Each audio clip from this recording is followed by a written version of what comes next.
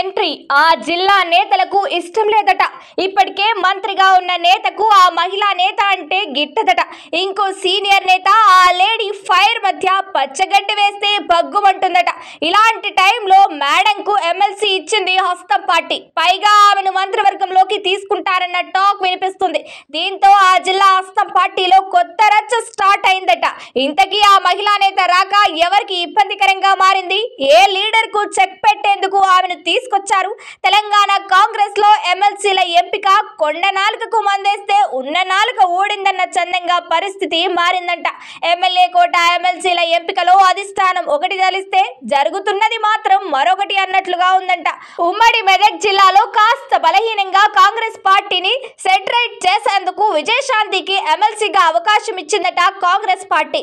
గత అసెంబ్లీ ఎన్నికల్లో మెదక్ జిల్లాలో బీఆర్ఎస్ కు 7 స్థానాలు వచ్చాయి. పార్లమెంట్ ఎన్నికల్లో కూడా కాంగ్రెస్ పర్ఫార్మెన్స్ చాలా వీక్ గా అనిపించిందట. దీంతో అక్కడ పార్టీని బలోపేతం చేయడం కోసమే గతంలో మెదక్ ఎంపీగా పనిచేసిన విజయశాంతిని శాసన మండలికి సెలెక్ట్ చేశారట కాంగ్రెస్ పెద్దలు. ఉమ్మడి మెదక్ జిల్లాలో పార్టీ బలోపేతం కోసం విజయశాంతిని ఎమ్మెల్సీగా సెలెక్ట్ చేస్తే అక్కడ పార్టీ పరిస్థితి పెనం మీద నుంచి పొయ్యిలో పడ్డ చందంగా మారిందనే టాక్ వినిపిస్తుంది.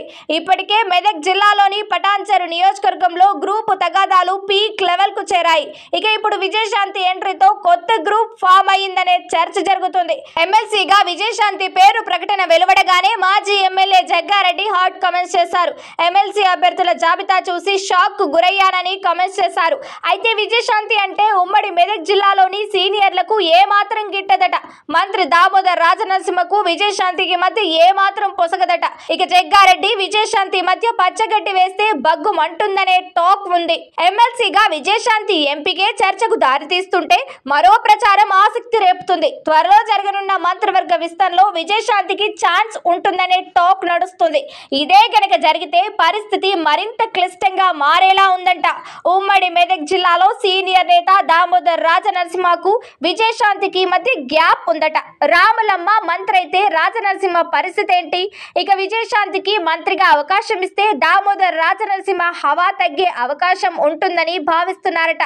విజయశాంతి కేంద్రంగా కొత్త గ్రూప్ ఏర్పడి మరింత రచ్చ జరిగే అవకాశం లేకపోలేదనే చర్చ జరుగుతుంది. ఉమ్మడి మెదక్ జిల్లా విషయంలో కాంగ్రెస్ అధిష్టానం ఒకటి తలచి రాములమ్మకు అవకాశం ఇస్తే భవిష్యత్తులో జరిగేది మాత్రం అందుకు భిన్నంగా ఉండబోతుందట. మాజీ సీఎం కేసీఆర్ సొంత జిల్లాలో పార్టీని బలోపేతం చేసేందుకు కాంగ్రెస్ చేస్తున్న ప్రయోగం బూమ్రాంగ్ అవుతుందన్న టాక్ వినిపిస్తుంది. రాములమ్మ రాకతో మెదక్ జిల్లా కాంగ్రెస్ లో ఎలాంటి మార్పులు రాబోతున్నాయో చూడాలి మరి.